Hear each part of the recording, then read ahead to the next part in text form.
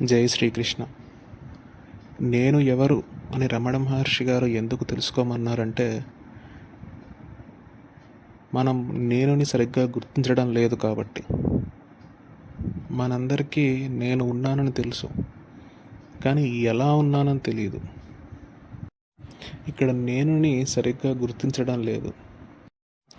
దీనిని మనం అర్థం చేసుకునేందుకు ఒక ఉదాహరణ తీసుకుందాము. ఇప్పుడు నా ఎదురుగా ఒక టీవీ రిమోట్, కాఫీ కప్పు అనే 2 వస్తువులు ఉన్నాయి. నాకు టీవీ రిమోట్ అనేది ఒకటి ఉంది అని తెలుసు, కానీ అది ఎలా ఉంటుందో తెలియదు అనుకుందాం. నేను తెలియక కాఫీ కప్పును పట్టుకుని అదే టీవీ రిమోట్ అనుకుంటాను. అంటే ఇప్పుడు ఇక్కడ ఏమైందంటే, నాకు రిమోట్ ఉందని తెలుసు కానీ నేను దాన్ని సరిగ్గా గుర్తించడం లేదు. రిమోట్ దానిగా గుర్తించకుండా దాన్ని కాని దాన్ని రిమోట్ అనుకుంటున్నాను. ఇప్పుడు కాఫీ కప్పుకి ఏమన్నా అయితే, అది కింద పడి పగిలిపోతే నా టీవీ రిమోట్ పగిలిపోయిందేమో అనుకుంటాను.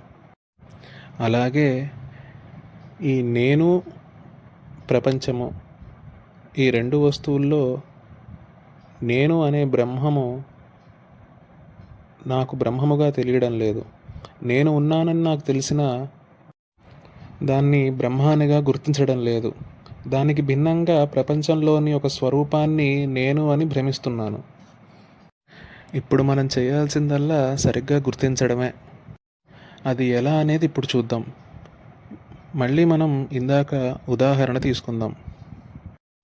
ఇక్కడ నేను రిమోట్ని రిమోట్గా గుర్తించాలి.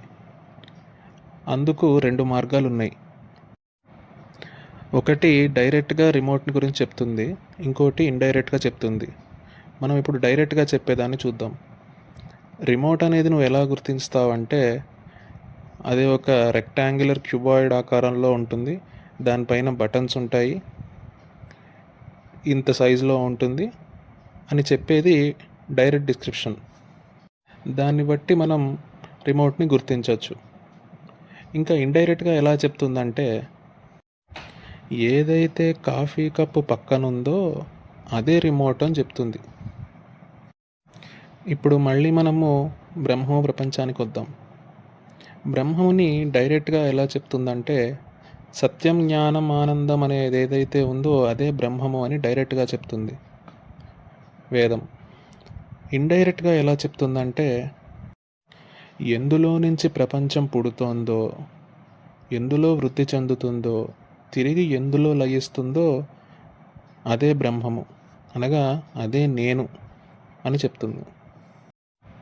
ఇలా మనం అసలైన నేనుని గుర్తించడమే రమణ మహర్షి గారి ప్రశ్న యొక్క అంతరార్థం.